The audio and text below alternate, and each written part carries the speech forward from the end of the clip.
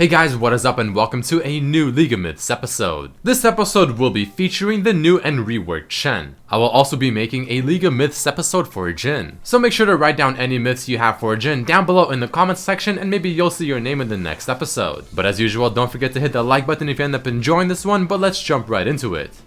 Does Shen's W block the damage from towers, fountain, dragon or baron or rift herald, or things like a shackle box? So let's first get things out of the way and test whether or not the W will block enemy tower shots. And as I bring my Q over to myself, pop the W, you can see that the tower shot is not blocked. So definitely something you want to keep in mind. And then testing it with the tower fountain, but just for demonstrational purposes. Because let's be honest here, we all knew how this one would end up being.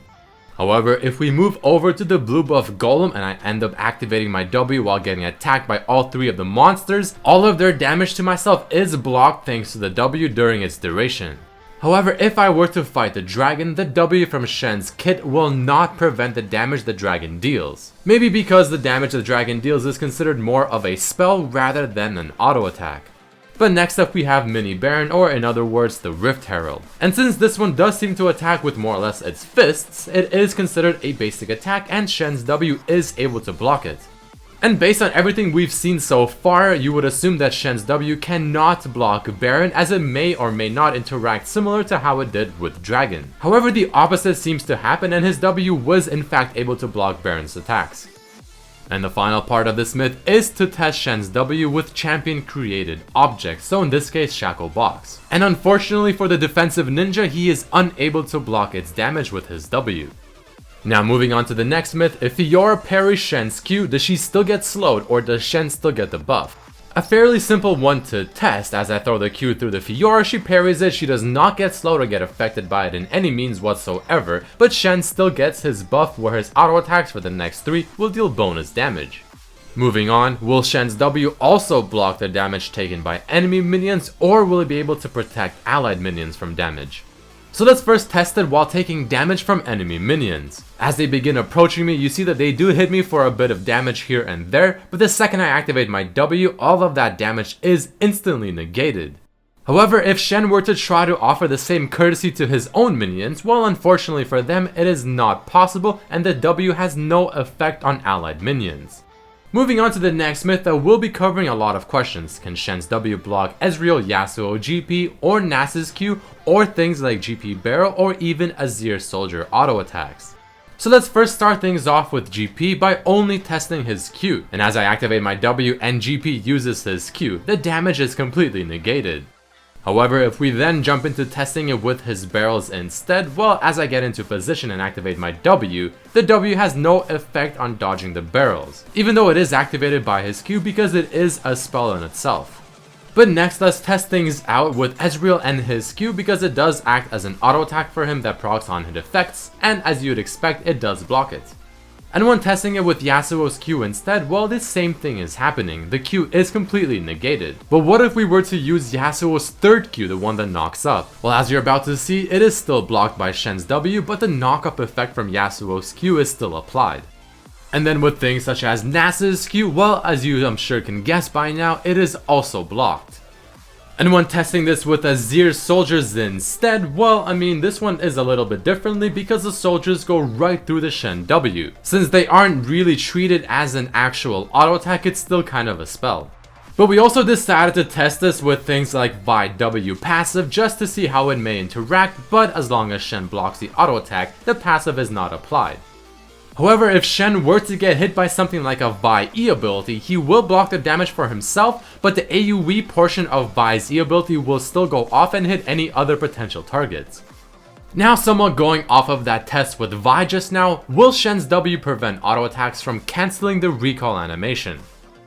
Now, this isn't really something Shen will be able to use for himself, but if an ally maybe beside him is trying to recall and Shen sees an enemy opponent walking up to them to auto attack them in order to cancel the backing animation, well, Shen can throw the Q on them and pop his W and protect them from it. Because as you're about to see as I'm recalling here, the Vi auto attacking me is not able to stop my backing animation. So a neat little trick that can be used in certain situations.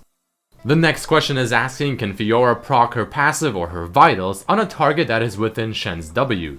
So whether Shen uses this to help himself whenever going in for a trade, maybe if he's laning top lane against a Fiora, or maybe on an allied champion, well, you can see here, Fiora used her ultimate on Shen, and while Shen's W was active, Fiora was simply unable to proc the vital marks.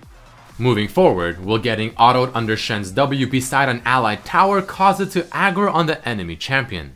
So historically, if an enemy champion attacks you under your own tower, you can see there, the tower instantly aggros to them. And interestingly enough, even if that auto attack technically doesn't do any damage, like you saw in this example right here, the tower will still aggro on them and attack them.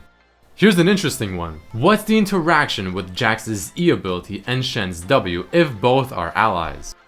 So Jaxs' E ability does more damage after you finally use the second part of it based on how many auto attacks you've dodged in the duration. But what if he's dodging auto attacks while standing inside Shen's W? Does he still get that bonus damage applied to his E? Well, we first test out to see how much damage his E ability does by itself, and on the Kog'Maw it actually did 80 damage.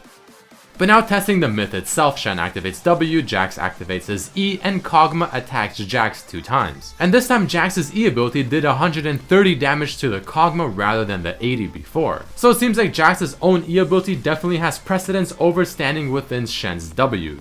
The next myth is fairly simple. Will Shen's Q follow him when he uses any form of dash, or does it go to the location at which Shen originally used or activated his Q?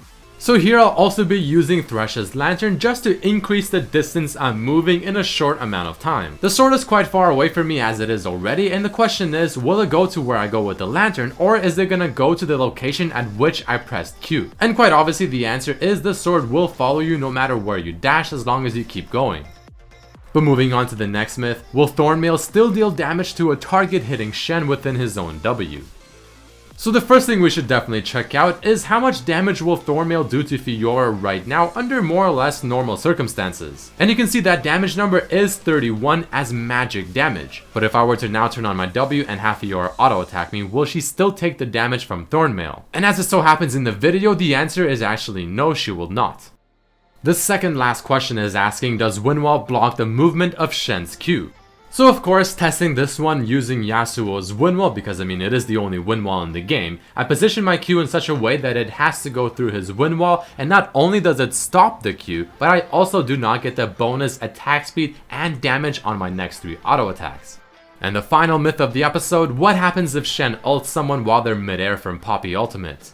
So will Shen's ultimate have him appear at the target's original location? Will it have him appear wherever they are in the air, just on the ground instead? Or will it wait for the target to land at their location? And as you see in the video, it does not wait, and it puts Shen on the ground at whichever the location the ultimate finished channeling while the champion is in the air.